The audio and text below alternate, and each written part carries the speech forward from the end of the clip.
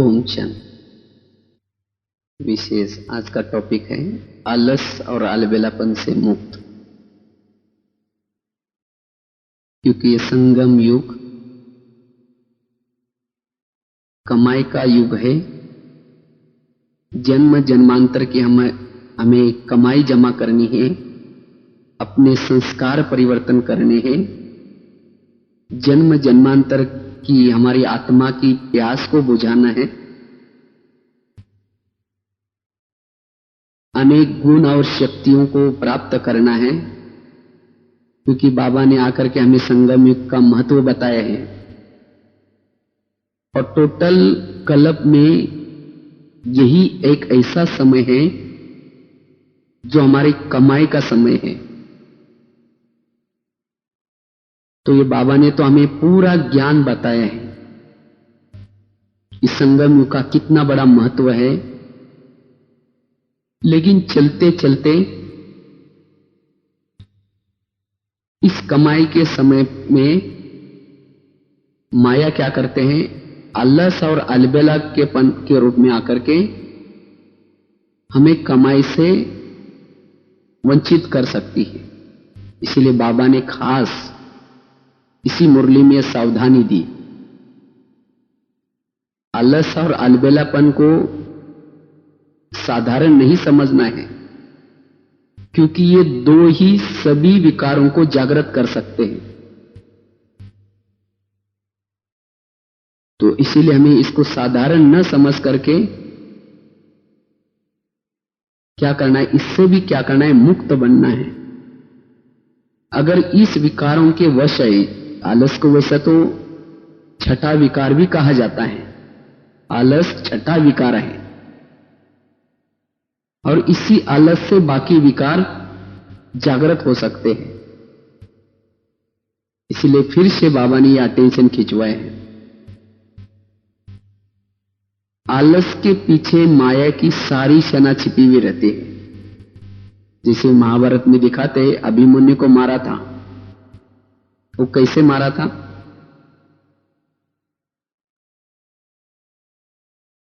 उन्होंने प्लान बनाया था कि क्या करेंगे, आज चक्रव्यूह बनाएंगे। और चक्रव्यूह बना करके क्या किया, एक साधारण सैनिक को ललकारने के लिए भेजा, जाओ तुम ललकारो उसको।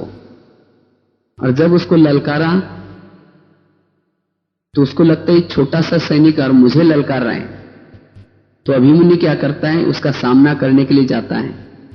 लेकिन उसने पीछे पीछे लेके जाकर के जो अर्जुन था, जो थे महारथी, उससे क्या किया, उसको दूर लेके गए। और वहां जाकर के चक्रव्यूह में फंसा करके अभिमन्यु को क्या किया, सभी महारथी ने मिलकर के खत्म किया। इसी तरह माया भी क्या करते हैं,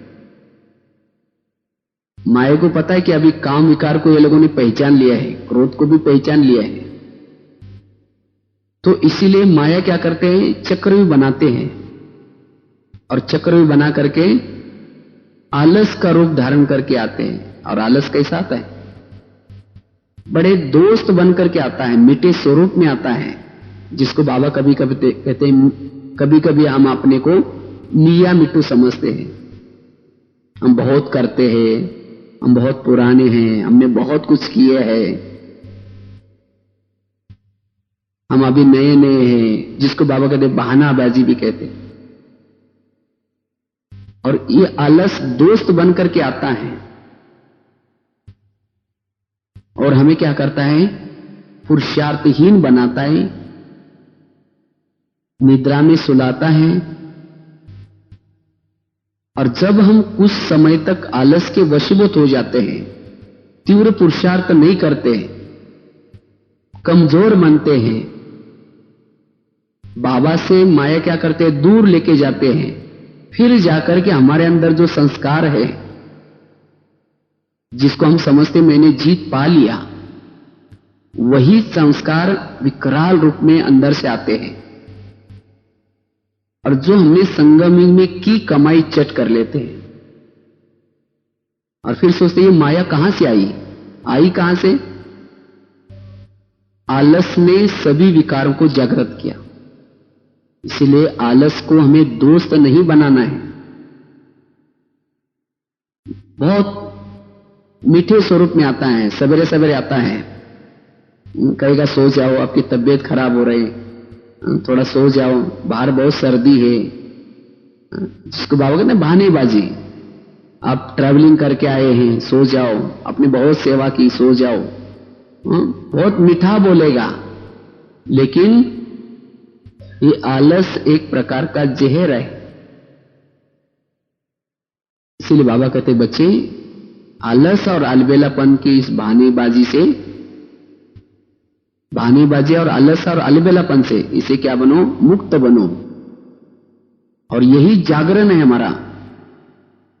बाबा ने शिवरात्रि में क्या करते हैं, जागरण करते हैं। तो हमें कौन सा जागरण करना है, सदा ही आलस और अलबेलापन से मुक्त बनना है। इस संगम युग हमारी कमाई का समय है, तो आलस और अलबेलापन कमाई में नहीं करना है। तो आलस हमें क्यों आता है, एक तो स्थूल रूप में भी आता है और सूक्ष्म रूप में भी आता है। जब हम इस ज्ञान मार्ग में नए नए आए थे, जब नए आए तो हमारा बड़ा उमंग था, बड़ा उत्साह था। लेकिन धीरे धीरे उस उमंग और उत्साह को कभी कभी रोक लग जाते हैं, कभी कभी उमंग और उत्साह के पंख कट जाते हैं। याद रखना है, हमारे पुरुषार्थ के ये दो पंख है, उमंग और उत्साह। अगर ये दो हमारे पंख कट गए तो हम मुर्दे की समान है, हम उड़ नहीं सकते। तो चाहे कुछ भी हो जाए, हमारा उमंग उत्साह कम ना हो जाए। जिसका उमंग उत्साह कम है वही आलस है। तो इसलिए सेवाओं में उत्साह, उमंग, कोई भी कार्य करने में उमंग उत्साह चाहिए, जिसको इंग्लिश में स्पिरिट कहते हैं। स्पिरिट मतलब उमंग। अगर स्पिरिट कम हो गया, उमंग कम हो गया, तो फिर हम पुरुषार्थ नहीं कर पाएंगे। तो ये क्यों कम हो जाता है, उसका एक तो पहला कारण है टकराव। आपस में जब टकराव हो जाता है, हमारा कोई कहना नहीं मानता, तो या हमारे सामने कोई विघ्न आते हैं, कोई बातें आती हैं, तो ये बातें हमें थकाती है। तो इसीलिए बातों को बाबा ने, इससे पूर्व मुरली में भी बाबा ने कारण का निवारण करो, समस्या का समाधान करो, क्योंकि ये बातें, कारण या समस्या, ये मन को थकाती है। तो इसीलिए हमें चाहे टकराव की परिस्थिति हो, चाहे कोई समस्या की परिस्थिति हो, लेकिन तो भी हमें मन से कभी भी थकना नहीं है। जिस बातों में हमारे मन के संकल्प तेज चलते हैं, वहां थकान आती है। इसीलिए बाबा ने हमें ड्रामा का ज्ञान भी दिया है। क्यों दिया है? ड्रामा का ज्ञान इसीलिए दिया है, कोई भी बातों से हमें, हमारी थकान ना आए। बाबा तो हमें कहते हैं ना, बाबा इसीलिए आए हैं, हमारी जन्म जन्मांतर की थकान उतारने के लिए आए। लेकिन ज्ञान में आने के बाद भी अगर हम थक जाते हैं, तो इसका मतलब मैंने ज्ञान को अच्छी तरह समझा ही नहीं अभी तक। इसीलिए हमें कभी भी थकना नहीं है। गीत भी है ना अपना, एक रात के राही थक मत जाना, सुबह की मंजिल कोई दूर नहीं है। और ये थकान क्यों आते हैं? ये आते हैं, पहला कारण बताया, टकराव, असफलताएं, या हम जैसे चाहते कोई कार्य नहीं होता, हमारा कोई कहना नहीं मानता, और उसके कारण हमें क्या होते हैं, एक थकान आती है, मन थक जाता है। लेकिन नहीं, हमें उसमें भी उमंग में रहना है। जैसे बाबा निराशवादी जो थे, ऐसे वालों के साथ भी बाबा होपलेस में भी होप रखते थे। इसी तरह हमें क्या करना है, होपलेस में भी होप रखना है। हमेशा हमारी आशा रहे, कोई कैसा भी हो, लेकिन हमें क्या करना है, उसमें भी आशाएं रखनी है। दूसरा कारण थकाती, कैसे थकते हम, हमें क्यों थकान आती है? हम सोचते हैं कि हमने बहुत कुछ किया है, जो आज तक जो किया है पुरुषार्थ, उस पुरुषार्थ को जब हम याद करते हैं तब क्या हो जाते हैं, थक जाते हैं। सोचते हैं ये तो देखो कुछ नहीं करते, मेरा पड़ोसी तो वो कुछ नहीं करता, हम बहुत कुछ कर रहे हैं। तो वो देख करके कभी हमें क्या होते हैं, थकान आ जाते हैं। कभी कभी क्या होते हैं, हम उठ तो जाते हैं, फिर चद्दर खोल करके देखते हैं पड़ोसी वाला सो गया, फिर और फिर थोड़ा सो जाते हैं। सोचे कि चलो वो नहीं उठा तो हम भी नहीं उठे, लेकिन नहीं, उसका पार्ट अपना है, उसका जैसा पार्ट है वैसा मेरा पार्ट नहीं है, मेरा पार्ट श्रेष्ठ है। हो सकता है उसके कोई पाप कर्म नहीं हुए होंगे, लेकिन मेरे सिर में पाप का बोझा है, इसीलिए मुझे उठना है, मुझे पुरुषार्थ करना है, तो थकान नहीं आएगी। जो दूसरों को देखता है उसको थकान आती है। दूसरों को अर्थात जो पुरुषार्थ नहीं करते, जो अलस और अलबेलापन वाले हैं, जिसको बाबा ने बड़े मीठे शब्द में कहा था, ये सब चलता है, ये सब कुछ होता है, सेंटरों में भी चलता है। कई सोचेंगे हम मधुबन में आए थे, हम जिस हॉल में ठहरे थे, एक माता ने कहा मैं 40 साल से ज्ञान में चलती हूं, लेकिन उसने क्या क्या देखा, एक दिन भी मेरे सामने अमृत वाला नहीं की, और हम तो नए नए हैं, इसीलिए सब चलता है। तो चलो 2 मिनट बाबा को याद।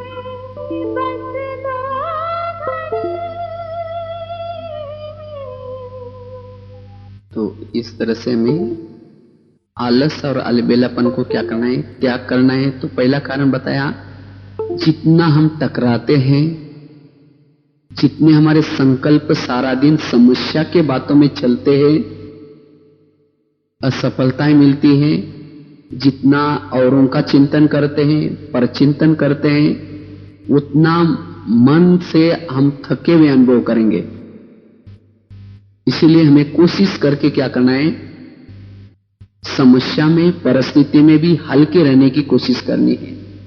समस्या आएंगी, बातें आएंगी, लेकिन कारण का निवारण करना है, ताकि हमें कभी भी थकान नहीं होगी, सदा अथक होकर के रहेंगे। और एक तो दूसरे को देखने से भी हमें क्या होते हैं, जो पुरुषार्थहीन आत्माएं हैं उसको देखने से थकान आती है, दूसरे की कमजोरी देखने से थकान आती है। बाबा ने तो कहा किसी औरों को नहीं देखो, किसको देखो, फॉलो फादर करो, और किसी को नहीं देखो। मैं तो एक सदा क्या करता हूं, अगर कोई पुरुषार्थ नहीं करता उसके लिए भी एक पॉजिटिव भाव रखता हूं। जैसे समझो किसी व्यक्ति के पास उसको पगार 500 रुपए है, लेकिन उसके ऊपर कोई कर्जा नहीं है, और किसी का उसको 5,000 रुपए पगार है, लेकिन उसका कर्जा 10-20 हजार रुपए है। सुखी कौन रहेगा? 500 रुपए वाला। 500 रुपए जिसको पगार कम है वो सुखी रहेगा, क्योंकि जिसको 5,000 पगार है उसका कर्जा भी है। इसी तरह जो पुरुषार्थ नहीं करते, तो हो सकता है उसका कोई जन्म जन्मांतर का कोई कर्जा नहीं होगा, इसीलिए वो नहीं करता तो भी कोई बात नहीं है। इसलिए हमें उसको देख करके हमें अलसी नहीं बनना है। ये सोच रहे कि मेरा हो सकता है कोई बहुत विकर्म होंगे, इसीलिए मुझे करना है। नहीं तो कभी कभी हम क्या करते हैं, दूसरों को देख करके सोचते हैं हम बहुत कर रहे हैं, तो इसलिए क्या होता है, आलस आता है। इसलिए हमें औरों को नहीं देखना है। जो पुरुषार्थहीन आत्माएं उनको नहीं देखना है। तीसरी बात है, आलस क्यों आता है? स्थूल आलस आता है भोजन से। हम कोई ऐसा भोजन खाते हैं जिसके कारण वो डाइजेशन करने में ही ताकत जाते हैं, फिर उसे हम पुरुषार्थ नहीं कर पाते। इसलिए हम भोजन का भी क्या करें, थोड़ा सा ध्यान रखें। कईयों को आलस आता है, कब आता है? उसके शरीर के हिसाब से कई को कोई दवाई लेनी पड़ते हैं, लेकिन उसको कोई आलस नहीं कहेंगे, उससे भी सुस्ती आते हैं। लेकिन हमें सुस्त नहीं बनना है। क्या बनना है? चुस्त बनना है, सदा चुस्त। बिजी भी रहो, इजी भी रहो, लेजी नहीं बनना है। सदा क्या करना है? अलर्ट, अर्थात अलर्ट अर्थात जागृत अवस्था। नहीं तो मैं कहीं पढ़ा था एक सुस्त महादेव मंदिर, उसका मंदिर का नाम था सुस्त महादेव मंदिर। तो वास्तव में सुस्त महादेव कौन है?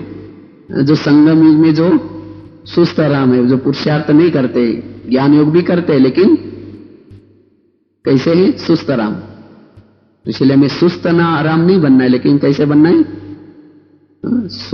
चुस्त बनना है, अलर्ट बनना है। क्योंकि जो अंदर से चुस्त होता है, जरूर उसके मन में कुछ बातें हैं। जो अलस है, मन में कुछ ना कुछ जरूर बातें चल रही, वो अंतर्मुखी के बजाय बाह्यमुखी है। वो हर्षित मुक्त के बजाय हर्षित मुक्त नहीं रह सकता। जो चुस्त है वो हर्षित मुक्त नहीं रह सकता, क्योंकि अंदर से अंदर वो घोट रहा है। उसके चेहरा देखते ही औरों को भी सुस्ती आते हैं, औरों को भी लगता है कि हमें भी कुछ करना नहीं चाहिए। इसीलिए सदा ही क्या करना है? अलर्ट बनना है। सदा ही क्या करना है? एक्टिव रहना है। तो इसीलिए हमें पुरुषार्थ करने के लिए आलस और अलबेलापन से क्या करना है? मुक्त बनना है। और आलस का बहुत सूक्ष्म रूप है। कई सोचते हैं ना, हमें तो आलस बिल्कुल आता नहीं है। आलस की इतनी, आलस और अलबेलापन की इतनी गहरी परिभाषाएं हैं। अगर आप चलते चलते सोल कॉन्शियस में नहीं है, ये भी क्या है? मैं आत्मा हूं, इसकी स्मृति नहीं है, तो भी हम आलस में हैं, हम सोए हैं। अगर हम परमधाम नजर नहीं आ रहे हैं, परमधाम बुद्धि के द्वारा, नेत्र के द्वारा नजर नहीं आ रहा है, ये भी क्या है? ये भी अलस है। इस तरह से जागना मतलब तीसरा नेत्र हमारा पूरा संगम युग में हर पल जागृत रहे, इसको कहते आलस से मुक्त। अगर अमृतवेला ऐसे ही उठे हैं, स्थूल आंखें तो खुली है, लेकिन बुद्धि रूपी नेत्र बंद है, ये भी आलस है। हर पल हमारा तीसरा नेत्र खुला हो, इतना हमारा अटेंशन हो। हर पल श्रीमत अनुसार चले, इसको कहते हैं आलस से मुक्त। अगर हम श्रीमत प्रमाण नहीं है, तो भी ये क्या है? आलस है। इसका मतलब हमें दिखाई नहीं पड़ रहा है। और जिसका तीसरा नेत्र बंद है, वो क्या करेगा? वो ठोकरे खाएगा। इसलिए हमें हर पल जागृत रहना है कि हर घंटे में मैं कितना सोता हूं, मना मैं कितना विस्मृत हूं। चेक करो, मैं हर घंटे में कितना समय विस्मृत रहता हूं, अर्थात सोए हुए रहता हूं। इसीलिए बाबा ने कहा कि जागृत रहो, हर पल जागृत रहो, जागरण करो। क्योंकि शिवरात्रि है।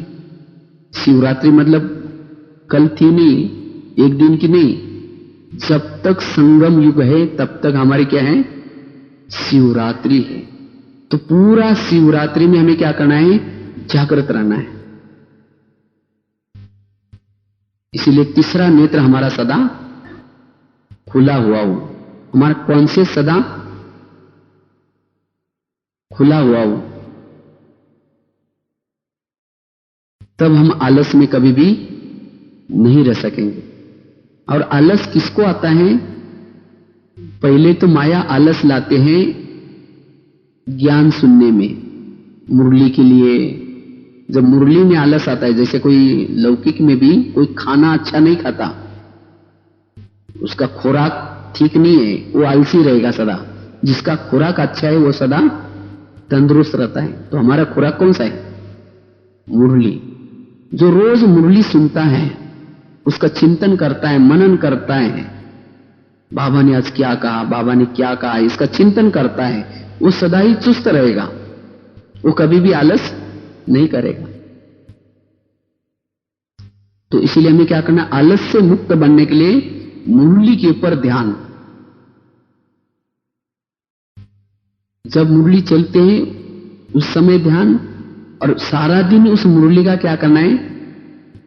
मनन चिंतन करना है। जितना मनन चिंतन करेंगे उतना हम वो हजम होगा, उसका खून बनेगा, तब हम शक्तिशाली रहेंगे। इसलिए आलस से मुक्त बनने के लिए खुराक रोज अच्छी खानी है। जितना खुराक अच्छी खाएंगे आलस से मुक्त रहेंगे। और हर घंटे में हमें क्या करना है? चेक करना है बार बार, मैं आलस में तो नहीं हूं, पर चिंतन कर रहे, किसी के बारे में, औरों के बारे में सोच रहे, या उसके बारे में उसकी बुराई का चिंतन कर रहे, ये भी क्या है? आलस है। आलस एक ऐसा विकार है, सुस्ती एक ऐसा विकार है, वो अंदर से अंदर क्या करता है? हमें खोखला बनाता है। जैसे कोई कीड़ा होता है ना, कोई पेड़ को अंदर से खोखला बनाता है, इसी तरह आलस हमें क्या करता है? खाली करता है।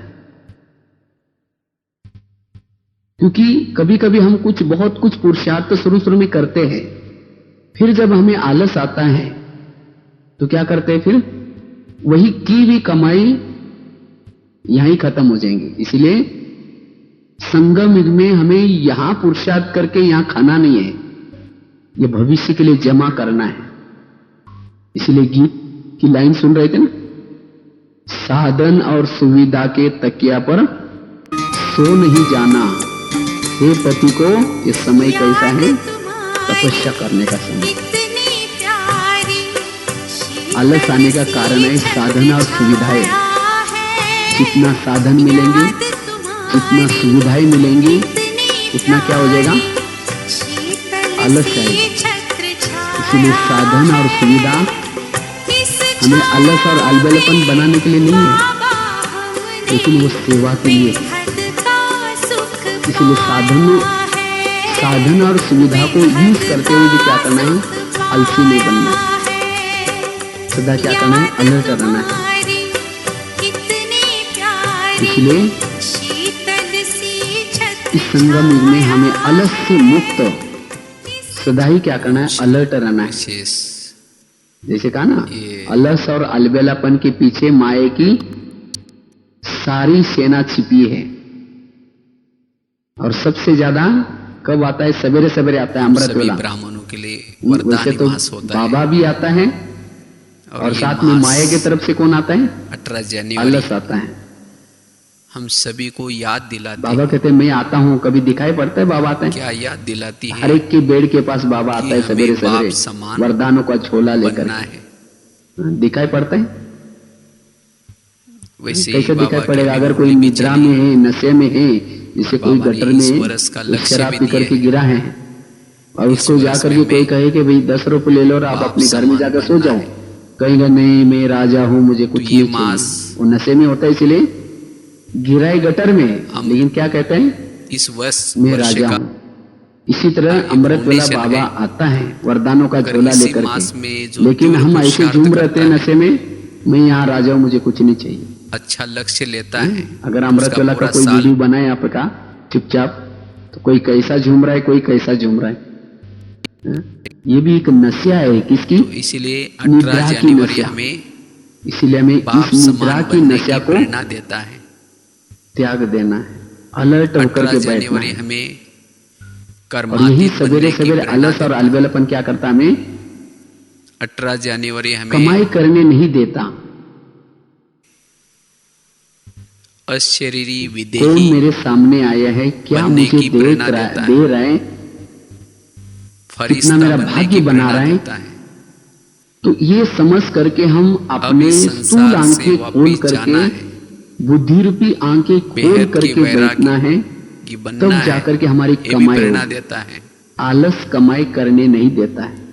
अब इस और टॉकी की जो दुनिया आलस से के वश हो जाते हैं सवेरे सवेरे, मूवी की तो दुनिया सारा में, दिन भी वो कैसे रहेंगे, सुस्त ही रहेंगे। अव्यक्त दुनिया में जाना है, तो ये इसीलिए भी हमें अमृत वेला क्या करना है, आलस स्मृति और दिलाता अलबेलापन को त्याग देना है 18 जनवरी हमें और अलर्ट कर्म होकर योग के से बैठ करके अपनी आत्मा की व्यक्ति को क्या करना है, कर्म भोग पर चार्ज विजय करना है। पाने की स्मृति दिलाता है। और आलस आने का मूल कारण है, अगर मुझे आलस आता है, नष्ट उसका मोहा मूल कारण है ध्याभिमान। स्मृति लब्धा बनने की प्रेरणा देता है। ध्याभिमान आलस को जागृत करता है, इसके साथ आलस को साथ लाता है, और आलस सभी 18 विकारों को जनवरी हमें ले आता है। किसी ने अपमान आज किया, तक जो बाबा ने फीलिंग आई, स्मृतियां दी है, फीलिंग आई, इस फीलिंग स्मृतियों आने के से आधार से समर्थ बनने सुस्त की बन प्रेरणा जाएंगे, कहेंगे देता हम है। नहीं करेंगे, जाओ आप ही करो। तो वो कैसा बनेगा, 18 आलसी जनवरी बनेगा। हमें इसलिए हमें क्या सब करना कुछ है, समेटने की प्रेरणा फीलिंग से देता भी है। परे।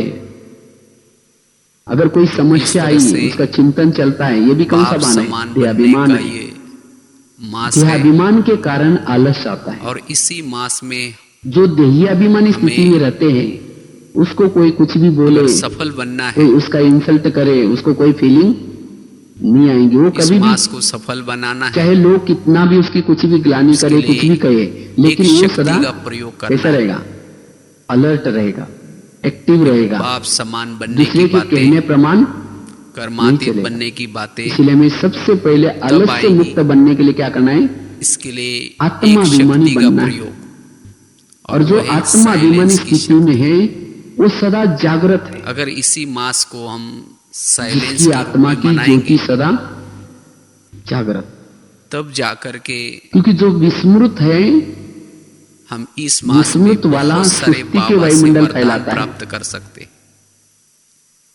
उसके पास कोई एक्टिव भी होकर के आएगा, अगर बैठेगा योग में, और जो अन्य नींद जैसे कर रहे मास हैं, है, उसके पास आते हैं, वो भी नींद करना शुरू ऐसे करेगा। हम इसी में भी क्योंकि अगर टॉकी विस्मृत में होने रहेंगे, से व्यर्थ वो में क्या कर रहे रहेंगे, हैं, तो जो बाबा ऐसे ही के वायुमंडल वरदान, फैलाता है। इसीलिए हमें हर पल जो जागृत सहज अवस्था ही में जैसे चलना है। बाबा की नेचुरल हमें जो याद जब हम आती है, विस्मृत होकर के चलते वो हमें हैं, नहीं आएगी। तब माया अटैक करते हैं। अगर जैसा थोड़ा भी आप साइलेंस में कोई भी किसी घर को, या अव्यक्त घर के स्थिति ऊपर में अटैक करता रहेंगे, है, तो तो जैसे कब करता है, आपको पहले तो क्या करता नेचुरल है, उसको इसी मास बिजली का में कनेक्शन काट योग कर का देगा, अनुभव कर पाएंगे। अंधेरा बना देगा, तो टेलीफोन का इसलिए कनेक्शन इस काट कर मास को देगा, सफल बनाने और के उसके लिए बाद अटैक करेगा। इसी साइलेंस तरह की माया भी क्या शक्ति करते का हैं, प्रयोग करना है।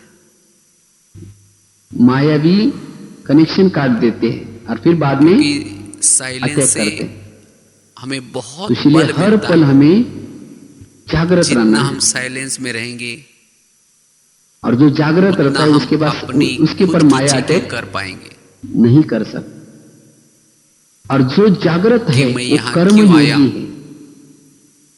जो मैं जागृत यहाँ है, आकर के क्या जो कर रहा हूँ, सबकॉन्शियस में है, वो और मुझे कर्म एक्चुअली क्या योगी करना है, चाहिए। जिसको कहते हैं निरंतर योगी। तो ये चेकिंग हम हमें साइलेंस की शक्ति योग के केवल द्वारा ही कर बैठते पाते समय हैं, नहीं करना है, लेकिन सारा दिन जिसको जागृत कहते अवस्था हैं में रहना है। अंतर्मुक्ता। और जो जागृत रहता है, जिसका क्योंकि जागरण है, अंतर्मुक्ता का गुण अगर होगा, वो कभी भी कहेगा नहीं कि तभी मुझे हम योग लगाने अपनी के लिए चेकिंग टाइम कर नहीं मिलता, सकेंगे। हम बहुत बिजी रहते हैं। वो कहेगा नहीं, साथ मेरा तो साथ योग लगा पड़ा है। ज्ञान का चिंतन कर इसलिए सकेंगे, संगम युग में हमें बिल्कुल सोना प्रभु का गुणगान नहीं गा है। सकेंगे। नहीं तो जैसे यादगार में दिखाते ना, कुंभकर्ण को जितना हम लंका जलने साइलेंस से की पहले शक्ति में उठाया, रहते हैं, वो उठ तो गया, जितना हमारा फिर मन करवट बदल शांत करके रहता है, फिर सो गया, उतना और हम लास्ट में जब लंका जल अपने गई, स्वधर्म उस समय में रह उठाया। सकेंगे। उठ तो गया लेकिन कुछ भी स्वदेश की नहीं कर अनुभूति पाए। कर सकेंगे, इसी तरह ये लंका जलने वाली है। सो पिता को देख उससे पहले सकेंगे, बाबा ने हमें क्या करना किया सो है, पिता से सभी बात कर कुंभकर्ण को सकेंगे, सो जगाया पिता है, का धन्यवाद कर सकेंगे। लेकिन जाग करके फिर सोना इसीलिए नहीं है। योग का पता है आधार कि भी संगम युग चल रहा है, कमाई का याद की समय चल यात्रा रहा का है, आधार भी तो है भी हम बस वही साइलेंस की अलबेलापन में, आलस में है। ये केवल और दूसरे जब के लिए हम नहीं है, साइलेंस में चले ये जाते ज्ञान हैं हमारे अपने लिए तो है। बुद्धि सभी तरफ से हम समेट दूसरे को जाती कहते है। हैं ना, अब नहीं तो इस कब संसार नहीं। की सभी ये बातों से दूसरे के लिए नहीं है, निकल हमारे जाती अपने है। लिए है। इसीलिए अगर हमें मैं अभी इस बाबा मास के याद में नहीं रहा तो कलप विशेष कलप मेरा क्या हो साइलेंस में गया, रहने का पुरुषार्थ मिस करना हो है, गया। जिसे हम सहज ही इसलिए हमें हर पल जागृत होकर के अंतर्मुखी बन सकेंगे। रहना है। और इसके जितना लिए हम क्या करना साइलेंस है, की हर स्थिति घंटे में में चेक करो, रहते हैं, 1 घंटा उतना पूरा हुआ हमारे अपने दिल पास, में प्रभु को बिठा चाहे तो पाएंगे। एक डायरी रख सकते हैं, जितना आप पॉकेट में साइलेंस में रहेंगे, डायरी निकाल करके प्रभु चेक करो आपके कि दिल इसी में घंटे में मैं अर्थात कितना बुद्धि में समय बैठ सोया था सकता है, और कितना समय जागृत दिलाराम को बिठा सकेंगे। सोया था। अर्थात और जितना अगर मैं इसी घंटे में साइलेंस आधा में घंटा रहेंगे, तक मैं ना आत्मा हमारे हूं, अंदर इस स्थिति से प्राणता विस्मृत हूँ, आती जाएगी। हम इस बाबा संसार की से याद से विस्मृत हूँ, तो ये कौन सी अवस्था है, वैरागी सोने बनेंगे। की अवस्था है। साइलेंस के बिना और जब वैराग हर घंटे में असंभव चेक है। करेंगे, समझे इस घंटे में जो 11 बजे मैंने साइलेंस चेक की किया, स्थिति का समझे मेरी अनुभव पूरी करता है, अवस्था 1 घंटा विस्मृत था। उसको तो 11 ऑटोमेटिकली बजे चेक करने से संसार कम से से कम वैराग थोड़ा आता है। 5 मिनट 10 मिनट तो अटेंशन रहेगा। फिर क्योंकि 12 साइलेंस बजे की फिर स्थिति चेक करो। से हमारी आत्मा तृप्त बन जाती है।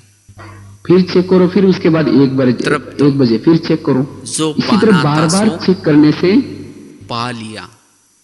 क्या हो जाएगी, हमारी वो इसलिए जागृत अवस्था रहेगी। हमें इस मास में और जो सारा दिन उस चेक डीप करता है, साइलेंस का अनुभव करना है। तो रात के समय भी चार्ट चेक करने की कोई भी तो जितना जरूरत डीप नहीं। समझो साइलेंस रात का को मैंने अनुभव चार्ट करेंगे, चेक किया, सारा दिन उतना में इस संसार आत्मा की अभिमानी भौतिक स्थिति से चीजें विस्मृत अपने था, तरफ आकर्षित नहीं कर बाबा को पाएंगे। भूल गया था। तो थोड़ी रात को चेक करने के बाद मैं सोचूंगा अभी रात भर आत्मा सोऊंगा ही की नहीं, सभी नहीं सोऊंगा प्रकार तो फिर की कल का आग कारोबार में गड़बड़ हो जाएगी। इस साइलेंस की हाँ, तो शक्ति सोना के तो द्वारा पड़ेगा। बुझ सकती है। तो इसीलिए चाहे हमें क्या करना है, इच्छाओं की हर आग, घंटे में चेक करना है, विकारों की क्योंकि आग, बीते हुए समय को दोबारा थोड़ी ला कामनाओं सकेंगे। की आग, ईर्ष्या और की तब आग, जाकर के हम नफरत की आग, अलर्ट रह सकेंगे। ये सभी आग को बुझाने का साधन ये है नहीं सोचना साइलेंस ये की शक्ति। चलता है, ये होता है, मैं इसीलिए नया विशेष हूँ, हम मैंने बहुत कुछ किया। चलो 2 मिनट तो ये भी एक उसी प्रकार का साइलेंस क्या की है, स्थिति आलस का और अलबेलापन है। अनुभव करें। तो इसीलिए बाबा कहते हैं अभी बहानेबाजी नहीं करो, औरों को नहीं देखो, कोई महारथी को भी नहीं देखो, लेकिन हमें क्या करना है, अलर्ट होकर, तब जाकर के हम संपन्न और संपूर्ण बन सकते हैं। तब जाकर के समय को समीप ला सकेंगे, क्योंकि बाबा का इस सीजन की टोटल मुरलियों का सार है, बाबा चाहते सभी कर्मातीत बन जाए, बाप के समान बन जाए। लेकिन इसके लिए आजकल हम क्या करते हैं, बहानेबाजी करते हैं, कोई ना कोई कारण लाते हैं, ये कारण है, इसके कारण ऐसा हो गया।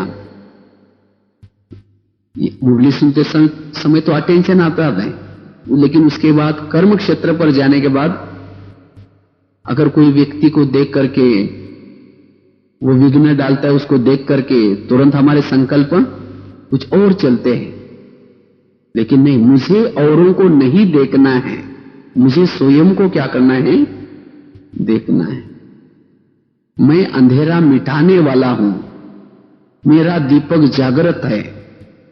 जब हम दूसरों को देखना शुरू करते हैं तो मेरा दीपक क्या होता है, बुझ जाता है। जब मेरा दीपक बुझ गया तो मैं क्या कर रहा हूं, मैं भी अंधेरा फैला रहा हूं, मैं भी वायुमंडल को खराब कर रहा हूं। तो इसीलिए मुझे दूसरों को नहीं देखना है, इस अंधेरे में मैं अकेला हूं, मैं अकेला हूं, मैं जागृत हूं। तो इसीलिए मुझे अपने को देखना है और बाबा को देखना है, और किसी को नहीं देखना है। तब जाकर के आप सदा ही क्या रहेंगे, जागृत अवस्था में रहेंगे। और जब आलस को खत्म करेंगे तो बाकी कोई भी विकार नहीं आ सकता, क्योंकि जिसने आलस को खत्म किया उसकी सोल कौन सी स्थिति रहेगी, आत्माभिमान स्थिति रहेगी। वो एकाग्र चित्त रह सकता है। जिसके पास आलस नहीं है, जो दूसरों को नहीं देखता है, स्वयं को देखता है, वो अंतर्मुखी बनेगा, वो एकाग्र चित्त बनेगा, उससे संकल्प बच जाएंगे, उसका समय बच जाएगा, वो बिंदु रूप स्थिति की, बीज रूप स्थिति की अनुभूति कर पाएगा।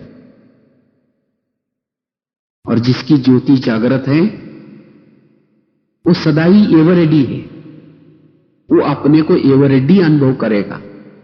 इसीलिए इस संगम युग के समय में औरों को देख करके, औरों के पाठ को देख करके ये कब तक चलेगा, विनाश कब होगा, ये कौन सोचते हैं? जो सोए है वो सोचता है कि चादर खोल करके देखता है अभी उजेरा या दिन कब निकलेगा, फिर सो जाएगा, फिर खोल करके देखेगा, फिर सो जाएगा। इसलिए जो आलस से मुक्त है उसके लिए तो विनाश हुआ पड़ा है। उसको लग रहा है कि ये सत्युग से भी बड़ी अच्छी दुनिया है, कभी नहीं कहेगा कि विनाश कब होगा, कभी नहीं सोचेगा। उसके लिए हर पल अतीन्द्रिय का सुख है, वो अपने आप को तृप्त अनुभव करेगा, वो दूसरे का भी चिंतन नहीं करेगा। इसीलिए बाबा कहते बच्चे ये जागरण करो। और जब ऐसा जागरण करते हैं तब जाकर के शिव जी कहते हैं, जागरण करने से शिव जी प्रसन्न हो जाता है। कुंभकर्ण था और उसका भाई दोनों भी तपस्या कर रहे थे, लेकिन वो निद्रा में उसने, वो जब कहते भगवान जी आए उनको पूछा तुमको क्या चाहिए, वो नींद में था, वो बोला निद्रासन चाहिए, निद्रासन चाहिए। ये इंद्रासन के बजाय क्या बोलते हैं, लेकिन तो भी वो सोया है। और फिर वो ठोकर खाते रहेंगे, कहेंगे मेरे सामने समस्या आती है, ये मेरे सामने बातें आती हैं, क्योंकि वो स्वयं जागृत नहीं है। जो जागृत है, जो श्रीमत अनुसार चलता है, वो कभी कहेंगे नहीं कि ये समस्या आई, ये बातें आई, वो खुद उसका निवारण करेगा। क्योंकि बाबा ने हर बात बताई है, बोलना तो कैसे बोलना है, चलना तो कैसे चलना है, रहना तो कैसे रहना है, हर बात का नॉलेज दिया है। अगर नॉलेज देने के बाद भी मेरे लिए अंधेरा है, ये समस्या है, ये बातें हैं, ये विघ्न है, इसका मतलब मैं जागृत नहीं हूं।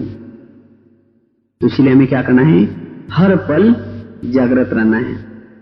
इसलिए अलस और अलबेलापन को हमें क्या करना है, इसको त्यागना है। कहते नहीं, अगर रजाई तो चाहिए तो क्या करो, रजाई का त्याग दो। रजाई अर्थात वो ओढ़ने का होता है ना, जिसको आलस आता है वो क्या करेगा, रजाई ओढ़ करके सो जाएगा। उसको रजाई नहीं मिलेगी तो क्या मिलेगी, गदाई मिल जाएगी। जो 4 बजे जो सो जाता है उसको रजाई नहीं, लेकिन क्या, गदाई। तो इसलिए हमें कोई भी प्रकार का आलस और अलबेलापन नहीं करना। बाबा तो कहते हैं तुम्हारे भगत तुम्हें पुकार रहे, क्या सुनाई पड़ता है, भगत हमें पुकार रहे, उसकी सुनाई आती है। सुनाई उसको आएगी जो जागृत है, जो विधेयी अवस्था में है और शरीरी अवस्था में है, उसको उसके भक्तों की आवाज आएगी।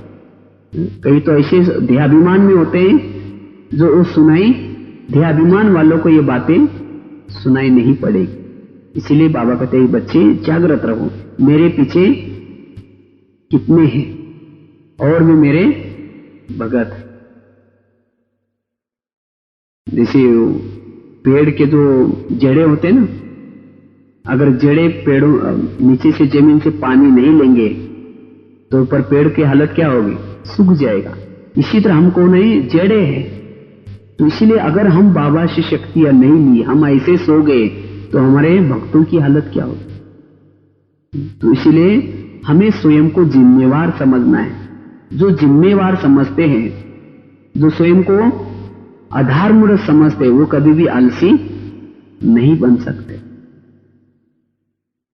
तो इसलिए मुझे क्या करना है, एक्टिव रहना है, अलर्ट रहना है।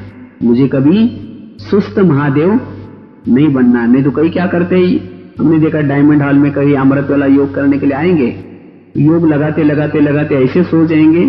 कई लोग नहा धो करके दोबारा क्लास में आते हैं, लेकिन जो सोया है उसको लग रहा है मैं योग ही कर रहा हूं, लेकिन वो दूसरी बार आकर के, तो ये भी क्या है, आलस और अलबेलापन। ये स्थूल है, स्थूल आलस और अलबेलापन। लेकिन ना हमें स्थूल आलस आ जाए, ना सूक्ष्म। सूक्ष्म मतलब मन थकना, पहले मन थक जाता है। ये आलस भी क्यों आता है, क्यों आंखें बंद हो जाते हैं योग में? क्योंकि सारा दिन टकराव, किसका पर चिंतन, ये ऐसे करते हैं, ये ऐसे करते हैं, ये समस्या, ये बातें, इन बातों में मन थक जाता है। और जब मन थक जाता है तब तन भी क्या होता है, थक जाता है। वो अलार्म बज रहे, बज बज करके बंद भी हो गया तो भी पता नहीं चले। तो इसलिए आलस आने का कारण है, एक तो बताया टकराव, संघर्ष, दूसरे के पार्ट को देखना।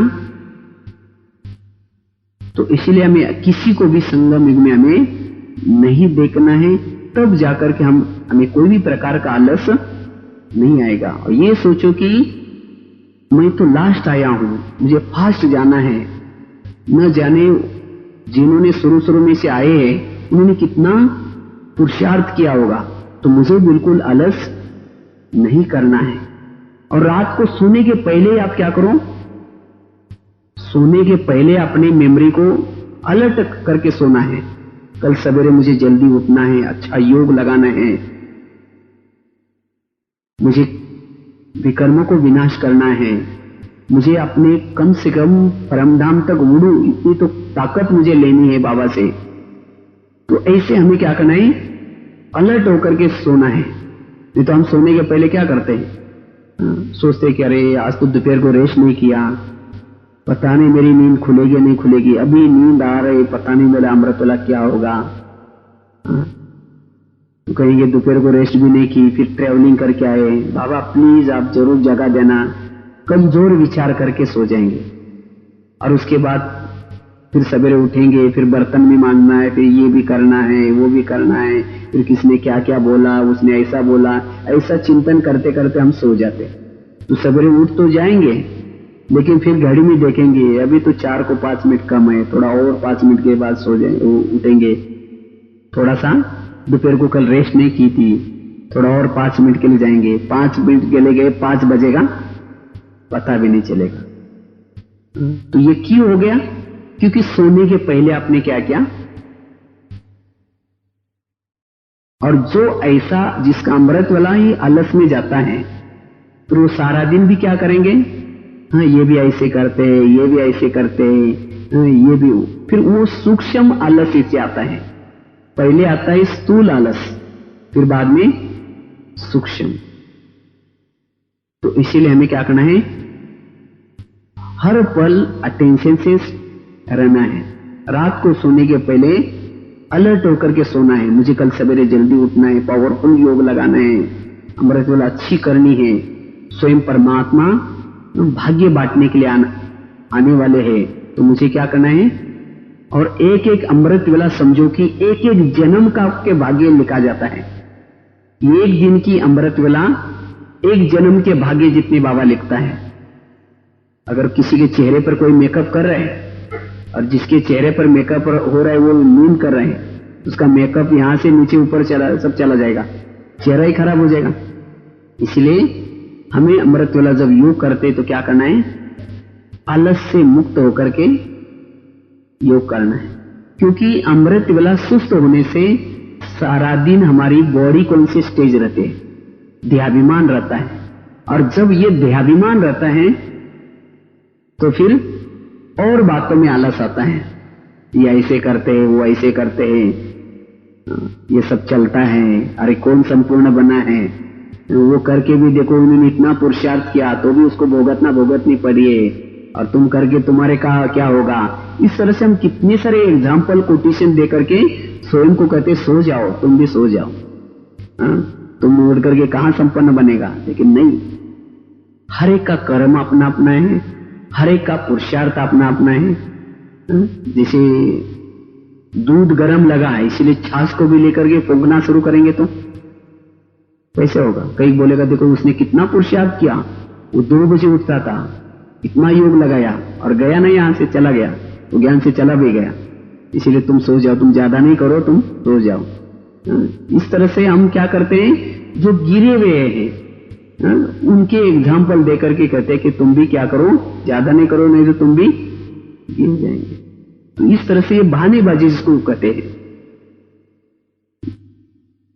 तो इसीलिए हमें ये अनेक प्रकार के एग्जाम्पल देकर के स्वयं को सुलाना ये नहीं, लेकिन हमें क्या करना है, अलर्ट रहना है।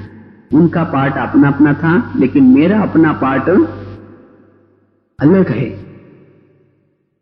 तो इसलिए ना हमें कोई स्वभाव संस्कार के टकराव में आना है, ना किसी औरों को देखना है, लेकिन संगम योग हमें क्या करना है, जागरण करना है।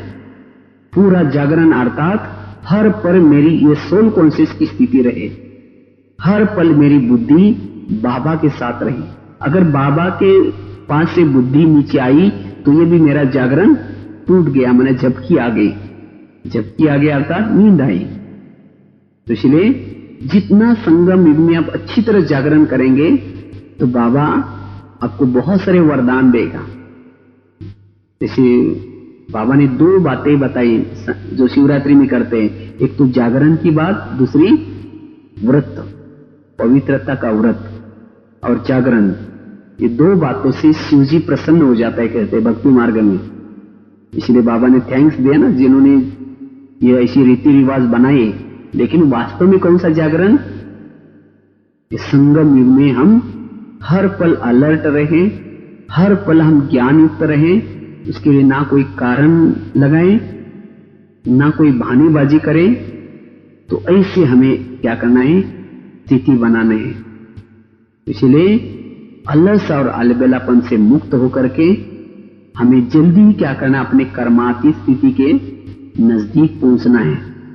क्योंकि जितना अलर्ट रहेंगे, जितने इन बहानेबाजी में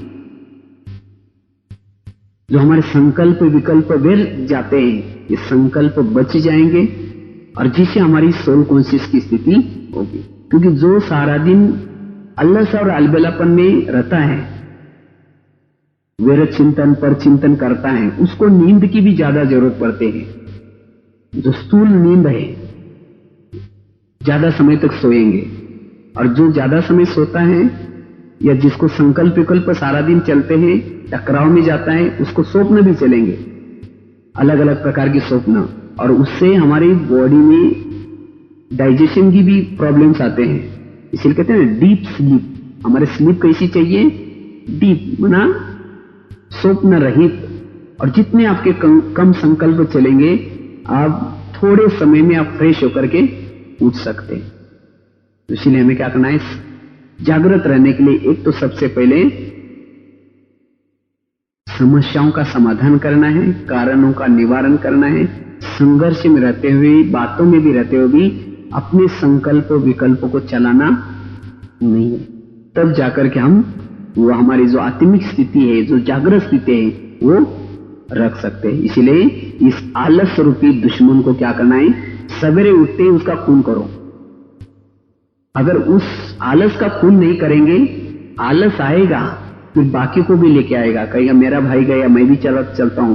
फिर आलस आया, वहां परचिंतन आया, परचिंतन आया, वहां क्रोध आया, रोग आया, ईर्ष्या आई, और सभी महारथी मिलकर के आपको जैसे अभिमन्यु को मारा वैसे हमें भी क्या करेंगे, मार देंगे। इसीलिए हमें क्या करना है, अलर्ट रहना है। तो ये है इस सीजन की मुरली का टोटल सार था कि बाबा ने कहा कि बच्चे अलस और अलबेलापन से मुक्त होकर के कौन क्या कर रहा है और उनको देखने के बजाय आप स्वयं जागृत रहो। जब जागृत रहेंगे, आत्माभिमानी स्थिति रहेंगी, तो दूसरे की बातें भी आपको पॉजिटिव दिखाई पड़ेंगी। जो कोई गलत भी कर रहा है, आपको लगेगा साक्षी अवस्था जिसको कहते हैं, देखते हुए भी न देखने की अवस्था रहेगी।